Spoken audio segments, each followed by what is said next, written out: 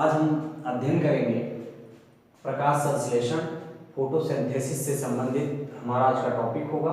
तो चलिए शुरू करते हैं आज का वीडियो। तो सबसे पहले बताएं आपको कि ये प्रकाश संश्लेषण जो है, फोटोसिंथेसिस है, आखिर ये होता क्या है। तो इसको हम देखें, जो प्रकाश संश्लेषण है तो ये प्रकाशीय ऊर्जा को रासायनिक ऊर्जा में परिवर्तित करने की क्रिया है। अब चलिए हम देखते हैं इसको कि ये जो प्रकाशीय ऊर्जा है इसको पौधे रासायनिक ऊर्जा में कैसे बदलते हैं, कैसे वो प्रकाश संश्लेषण करते हैं। ऐसे आप सिंपल भाषा में समझ लीजिए तो प्रकाश संश्लेषण समझिए कि पौधों के द्वारा भोजन बनाने की एक प्रक्रिया है कि पौधे अपना भोजन किस प्रकार से बनाते हैं, तो इसी को प्रकाश संश्लेषण बोलते हैं। अब देखते हैं हम ये प्रकाश पौधे क्या करेंगे। पौधों में जो उनके जड़ होते हैं, जड़ के द्वारा उनको जल पहुंचाने का कार्य, जड़ पौधे के समस्त भागों में जल पहुंचाने का कार्य करेगा, मतलब पत्तियों तक जल पहुंचाएगा। और जो पौधे की पत्ती होगी वो सूर्य से प्रकाश लेकर और कार्बन डाइऑक्साइड लेकर यहाँ पत्ती में भोजन बनाने की प्रक्रिया संपन्न होगी। मतलब प्रकाश संश्लेषण की प्रक्रिया पत्ती में होती है।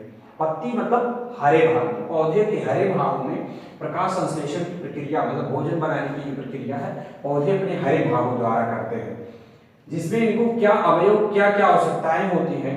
जो आवश्यकता है इसको पौधे को, वो सबसे पहले सूर्य का प्रकाश, कार्बन डाइऑक्साइड और जल, ये इन चीजों की आवश्यकता होती है प्रकाश को, मतलब पौधे को अपने भोजन बनाने के लिए, मतलब प्रकाश संश्लेषण करने के लिए। अब पौधे का वही भाग भोजन मतलब ये प्रकाश संश्लेषण कर सकता है जो भाग हरा होगा। हरा जो पौधे का भाग होगा, जैसे पत्ती। अब पौधे की पत्ती जो होती है वो हरी क्यों होती है, तो उसमें क्लोरोफिल नामक वर्णक पाया जाता है। मतलब क्लोरोफिल के कारण पौधों की पत्तियां हरी होती हैं और पौधे अपने पत्तियों से ही समझिए कि भोजन की प्रक्रिया मतलब ये प्रकाश संश्लेषण की प्रक्रिया को संपन्न करते हैं। अब हम देखते हैं कि ये जो एक पत्ती है, अब ये कैसे मतलब समझिए कि प्रकाश संश्लेषण की प्रक्रिया होती है। तो आप ऐसे समझिए कि जड़ से इनको जल, प्रकाश, सूर्य से इनको प्रकाश और वायुमंडल से इनको कार्बन डाइऑक्साइड, ये मिलता है तो पौधे अपना भोजन बनाने की ये प्रक्रिया जो होती है वो संपन्न होती है। तो जब प्रकाश संश्लेषण कोई पूछे तो प्रकाश संश्लेषण क्या है, एक प्रकाशीय ऊर्जा है और जो प्रकाशीय ऊर्जा है वो कन्वर्ट किस में होगी, आपके रासायनिक ऊर्जा में। और पौधों से जब ये प्रकाश संश्लेषण की प्रक्रिया संपन्न होती है तो इससे निकलता क्या है, ऑक्सीजन इससे निकलता है। तो जड़ का जो इसमें कार्य होगा वो जल पहुंचाने का कार्य करेगा, सूर्य से प्रकाश लेगा और पौधों में क्लोरोफिल जो पत्ती होती है उसमें मौजूद रहता है और कार्बन डाइऑक्साइड लेकर ये भोजन बनाने की प्रक्रिया संचालित होगी और उसके बदले इसमें से ऑक्सीजन निकलेगा। अब हम देखते हैं कि ये जो पत्ती है, हरी पत्ती का अध्ययन किया गया। जो अध्ययन है वो इस पत्ती से रस निकालकर पेपर क्रोमेटोग्राफी के द्वारा इसका अध्ययन किया गया। तो जब इस पत्ती के रस को निकालकर पेपर क्रोमेटोग्राफी के द्वारा अध्ययन किया गया तो पता ये चला कि इसमें जो क्लोरोफिल है वो 4 प्रकार से मतलब ये विभक्त हो गया। मतलब कौन को क्या, मतलब इसकी पत्ती में जो क्लोरोफिल है वो किस प्रकार से कैसे पाया जाता है।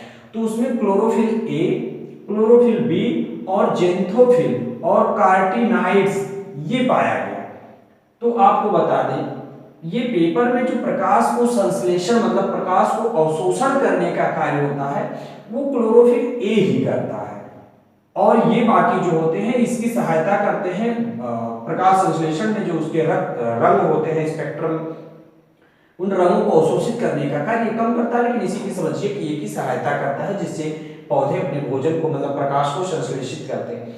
अब आपको बता दें कि सूर्य की जो विद्युत चुंबकीय स्पेक्ट्रम है उस स्पेक्ट्रम से जो रंग निकलते हैं, प्रकाश से जो रंग निकलते हैं उसमें से ये जो क्लोरोफिल होता है सर्वाधिक मात्रा में सबसे तीव्र नीले रंग को अवशोषित करता है। मतलब नीले रंग का अवशोषण प्रकाश से सबसे ज्यादा क्लोरोफिल करता और यही क्लोरोफिल ही प्रकाश का अवशोषण करने का कार्य करता। अगर जो क्लोरोफिल नहीं होगा तो वो पौधा प्रकाश का संश्लेषण मतलब नहीं कर पाएगा। अब प्रकाश संश्लेषण, प्रकाश से नीले रंग का अवशोषण सबसे तेज, उसके बाद दूसरे नंबर पर लाल रंग का। तो यहां से प्रश्न आपके परीक्षाओं में कई बार पूछा गया है, यूपीपीसीएस में कई बार प्रश्न से बने कि जो प्रकाश होता है मतलब सूर्य जो पौधे होते हैं वो विद्युत जो सूर्य के विद्युत चुंबकीय स्पेक्ट्रम से किस रंग का अवशोषण सबसे मतलब तीव्रता से करते हैं। तो आपका यहाँ पे आंसर होगा नीले और लाल रंग का। अगर जो एक रंग है तो सबसे पहले नीला होगा, दूसरे नंबर पर लाल होगा, और जो दोनों रंग एक साथ है तो आप कह सकते हैं कि नीला और लाल दोनों रंग का अवशोषण प्रकाश मतलब पौधे की पत्ती जो होगी मतलब क्लोरोफिल जो होगा बड़े तेजी से बड़ी तीव्रता से अवशोषित करेगा।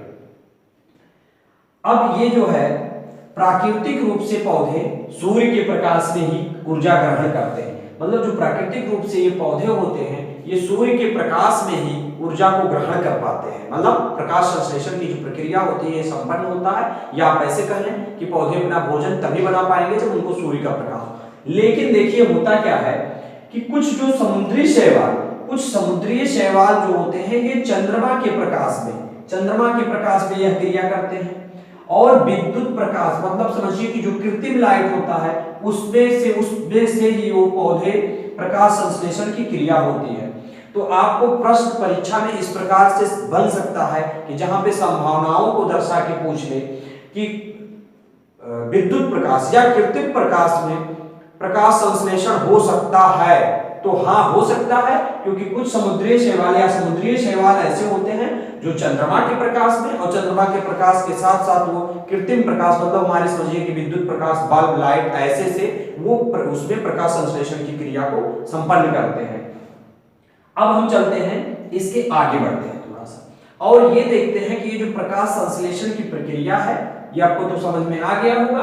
अब प्रकाश संश्लेषण की क्रिया को प्रभावित करने वाले कारक कौन से होते हैं, क्योंकि कुछ परीक्षाओं में यहाँ से प्रश्न पूछा जाता है, जैसे इंटरमीडिएट की परीक्षा में और बाकी कुछ परीक्षाओं में प्रकाश संश्लेषण से संबंधित टॉपिक जो प्रश्न पूछे जाते हैं तो उसमें पूछा जाता है कि प्रकाश संश्लेषण की क्रिया को प्रभावित करने वाले कारक कौन से होते हैं, उन कारकों को बताइए। तो हम देखते हैं उन कारकों के बारे में। तो कारक दो भाग में डिवाइड हो जाते हैं आपके, एक बाह्य कारक और दूसरा अंतः कारक। अंतः कारक वो होता है जो पत्ती के अंदर हो, मतलब उसके अंदर हो, और ये बाह्य कारक जो उसके बाहर का कारक है। तो बाह्य कारक में आपका प्रकाश, तापमान, जल, खनिज लवण। अब ऐसे समझ लीजिए कि ये भोजन बनाने की जो प्रक्रिया मतलब प्रकाश संश्लेषण की क्रिया होती है, ये प्रक्रिया जो होती है ये प्रकाश जितना ही तीव्र होगा मतलब जितना ही तेज होगा इसमें प्रकाश संश्लेषण की प्रक्रिया उतनी ही तेज होगी। तो आप कह सकते हैं कि ये बाह्य कारक है प्रकाश, अगर जो प्रकाश की कमी हो जाए या प्रकाश उतना ना हो तो प्रकाश संश्लेषण की प्रक्रिया उतनी तीव्रता से नहीं हो पाएगा। तापमान की भी बात है, अगर जो टेम्परेचर कम होगा जैसे ठंडक का मौसम हो जाए, वहां का टेम्परेचर काफी कम हो जाए तो ऐसी भी प्रक्रिया में प्रकाश संश्लेषण की प्रक्रिया जो होगी वो स्लो हो जाएगी थोड़ा। ऐसे खनिज लवण भी है, जल खनिज लवण जो होते हैं उनको पहुंचाने का कार्य जड़ का होता है। ये जो जड़ होते हैं ये पौधों के समस्त भागों तक खनिज लवण मतलब हरे पत्ती भागों तक ये क्या करेंगे, जल और खनिज लवण को पहुंचाने का कार्य करेंगे। अब मान लीजिए जल और खनिज लवण पर्याप्त मात्रा में नहीं पहुंच पा रहा है पौधे को, तो वो प्रकाश संश्लेषण की प्रक्रिया ऐसे समय में स्लो हो जाएगी, मतलब तीव्र नहीं हो सकता कि तीव्रता से हो जाए। आगे देखते हैं कि बाहर जो अंतः कारक होते हैं, अंतः कारक कौन से होते हैं। तो अंतः कारक जो होते हैं वो पत्ती की संरचना। अब ये जैसे मान लीजिए पत्ती है तो इस पत्ती की संरचना पर भी निर्भर करेगा कि प्रकाश संश्लेषण की प्रक्रिया कैसी, पत्ती छोटा बड़ा या किस प्रकार से है। जो स्टोमेटा की स्थिति, अब आपको बता दें कि स्टोमेटा होता क्या है। तो आपको बताएं कि ये जो पौधे होते हैं पौधों की पत्तियों में आप देखेंगे तो यहाँ पे क्या होगा, छोटे छोटे छिद्र पाए जाते हैं जिसको हिंदी में पर्णरंध्र कहते हैं और इंग्लिश में स्टोमेटा कहते हैं। तो इसी के द्वारा पौधे ये जो प्रकाश संश्लेषण की प्रक्रिया होती है या मान लीजिए पौधों के श्वसन की प्रक्रिया होती है वो इसी के द्वारा होती है। तो इसके स्टोमेटा की जो स्थिति है इस पर भी निर्भर करता है। संरचना, संख्या एवं वितरण, अब इनकी संख्या कितनी है, कम अधिक है तो उसके ऊपर भी निर्भर करेगा। और पेनिसेट कोशिकाओं में जो क्लोरोफिल की मात्रा है, अब कोई पत्ती है तो इस पत्ती के अंदर जो कोशिकाएं हैं उसमें क्लोरोफिल की मात्रा कितना है वो भी इस पौधे के प्रकाश संश्लेषण को मतलब समझिए प्रभावित करता है। तो ये सब आपके कारक हैं जो पौधे की प्रकाश संश्लेषण प्रक्रिया को प्रभावित करते हैं। अब चलिए एक बार हम फिर से इसको देख लेते हैं कि आखिर प्रकाश संश्लेषण होता क्या है। प्रकाश संश्लेषण होता है कि जो प्रकाशीय ऊर्जा को रासायनिक ऊर्जा में परिवर्तित करने की एक प्रक्रिया है, मतलब एक क्रिया है। इसी को कहते हैं पौधे द्वारा भोजन बनाने की क्रिया है। ठीक, इसमें होता क्या है, पौधों के जो जड़ होते हैं, जड़ पौधे को खनिज उसके हरे भागों के द्वारा एक प्रकाश संश्लेषण की प्रक्रिया होती है, तो जड़ उसको खनिज लवण और जल पहुंचाने का कार्य करते हैं। पत्तियों के द्वारा सूर्य से प्रकाश लिया जाएगा, कार्बन डाइऑक्साइड लिया जाएगा और भोजन निर्माण की प्रक्रिया होगी और उससे ऑक्सीजन निकलेगा। अब यहाँ पे एक बात और आती है कि जब इसमें जो जड़ होते हैं, जड़ों के द्वारा जल इसके समस्त भाग में जाता है, तो जब यहाँ पे भोजन बनता है तो भोजन बनने की जो प्रक्रिया होती है, तो बनने के बाद ये जो कार्बोहाइड्रेट या जो मान लीजिए ग्लूकोज होता है, ये पौधे के भाग में कैसे फिर वापस आता।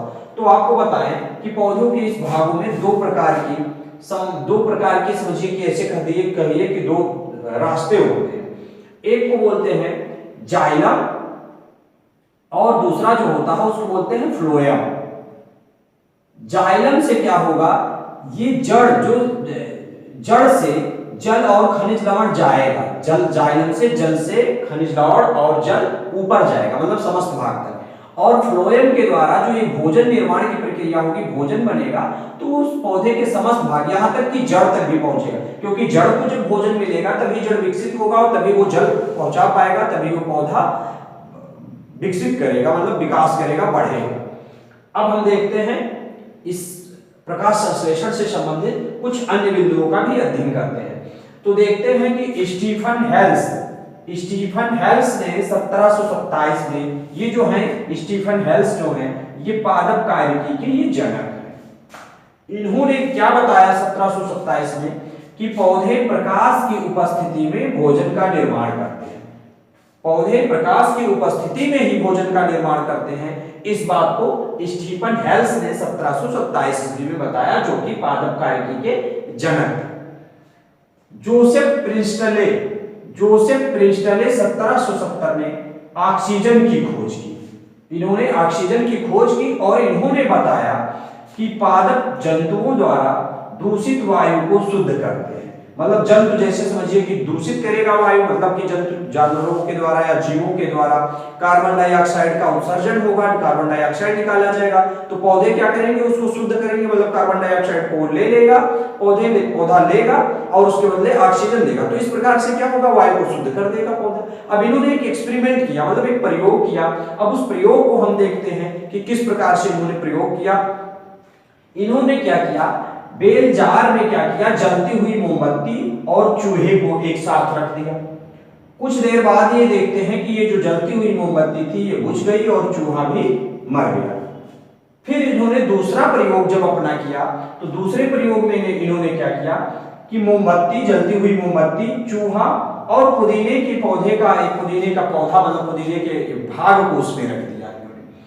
तो इन्होंने पाया कि मोमबत्ती जलती रही, चूहा भी जिंदा था और उसमें पुदीने का भाग जो है वो उपस्थित था। तो इससे इन्होंने ये बात सिद्ध किया कि हरे पौधे जो होते हैं ये वायु को शुद्ध करते हैं, क्योंकि जलती हुई मोमबत्ती और चूहा, ये जो जलती हुई मोमबत्ती जो थी वो उसके अंदर के ऑक्सीजन के खत्म हो जाता और जैसे चूहे के द्वारा कार्बन डाइऑक्साइड निकाला जाता, मतलब उस बेलजार में कार्बन डाइऑक्साइड की मात्रा बढ़ती, तो मोमबत्ती बुझ जाती और मोमबत्ती जब बुझ जाती तो उसके बाद चूहे की भी मौत हो गई थी। और जब हरे पौधे को उसमें उन्होंने रख दिया तो देखा कि मोमबत्ती जलती रही और चूहा भी जीवित रहा। अब हम देखते हैं जूलियस वोन सैच 1854 इन्होंने सर्वप्रथम प्रमाण दिया कि पादप के हरे भागों में ग्लूकोज बनता है जो स्टार्च के रूप में संचित रहता है। मतलब ये ग्लूकोज बनने की जो प्रक्रिया है पौधे के हरे भाग में, इसको जूलियस वोन सैच 1854 ने बताया था। इन्होंने ही बताया था कि पौधे के जो हरा भाग होता है उसी में ग्लूकोज बनता है, मतलब ग्लूकोज निर्माण की प्रक्रिया होती है। तो हमें उम्मीद है कि आपको ये वीडियो काफी पसंद आया होगा। आप अपने मित्रों को अपने अध्ययन के साथ साथ उनको भी ये वीडियो ज्यादा से ज्यादा मात्रा में शेयर करें, कमेंट्स करें, लाइक करें और आप हमें बताएं कि आपको ये वीडियो किस प्रकार से लगता है। थैंक्स।